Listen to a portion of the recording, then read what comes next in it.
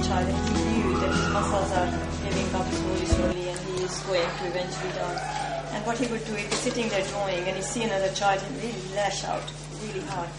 And I tried to talk to him, calm down. He said, "How would you feel if you knew you're dying?"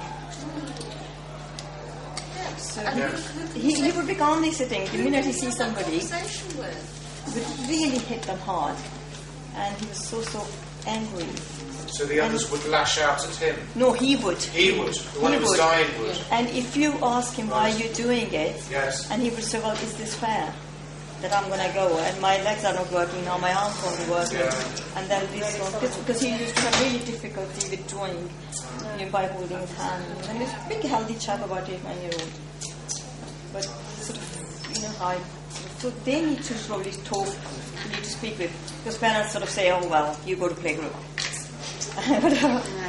Oh well, he's too young, too sick to understand. So there should be something. And if we tell them anything, it will mean that, they'll get depressed about it. Well, if you're dying, where does depression come into it? You're dying. You too are allowed choices and the dignity of your life, irrespective of whether you're, as soon as you're able to talk, as soon as you know what's going on, whether you're 5, 6, 18, whatever. No, especially people have to do it. I mean, I think if you or I did it, we'd probably get it wrong. I'm sure. Special. I think it's about having the... You probably do more damage than good. Yeah, maybe. I'm going to ask Tushy if he can remember any of the... Can you remember any of the other sort of areas of questions that were... You mentioned the blue sky one. Yeah, mention the blue sky one. Wishes about how they want to die. How should we be doing that, do you think? Yes, including living wills. Do people think a living will is a good thing to be able to... It's a good thing in the children's hospice, from the point of referral, we will ask these questions about how the child, young person and or their parents want their end of life managed. The child may come in for a short break, but it's out in the open. Yeah. We will have these conversations, and so we may only need to have them the once, but it's on record, and we can always revisit them. Yes. But there's no embarrassment, there's no shame, it's just a very straightforward conversation that takes place. I mean, the lady at the back, you had a very, very positive experience. Did you have a sense that the hospital had really engaged with your mother so that they, or was it almost because they cared that they facilitated that, or do you think your mother was, empowered to express her wishes, do you think, or was she not well enough to do that?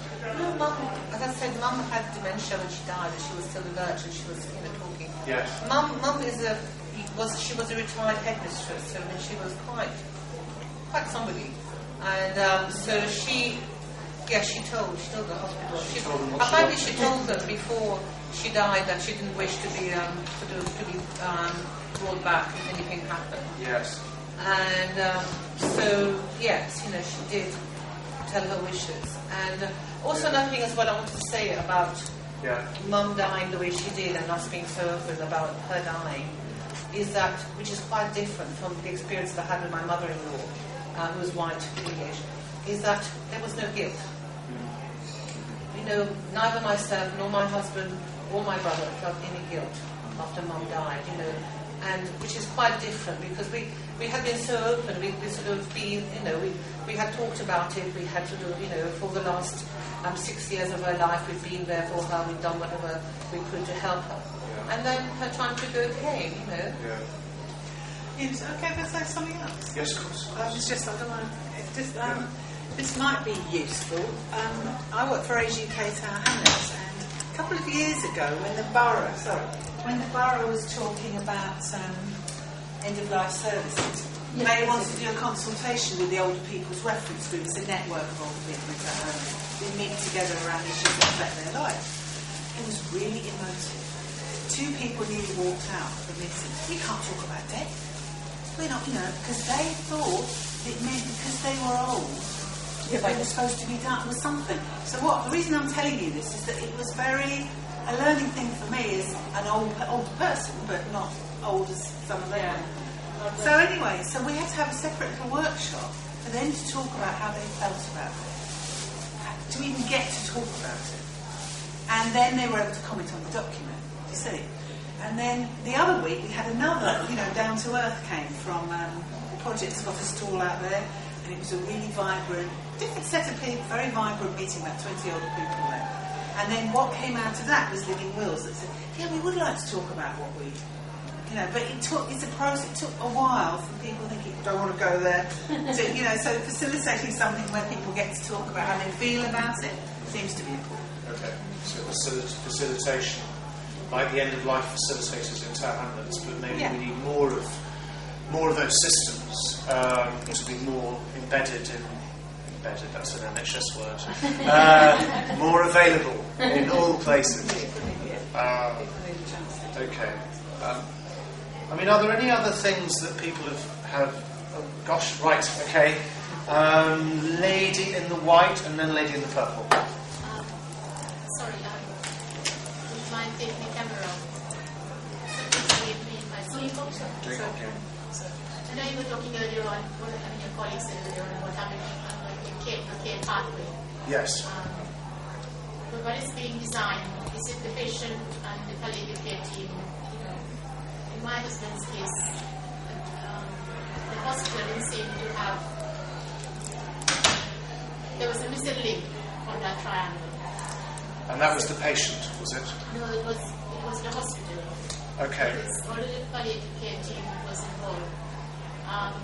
The plan was to transfer him to the hospice care. Yeah. And in the interim period, it felt as though he was the patient, and when he's dying, he doesn't matter anymore. Because he was just a part of the ward patients. Yeah. And even though he was on a complete notice, not within that way. Right. He was able to make decisions. So really, every day you went, sort of waiting for a bed. Kept you informed. Okay. So when he was transferred here, in other words, it was like a care package that we were planned. You were being transferred, this is the case we have until we came here. So when I came here, I got to go to whole history again. Right. So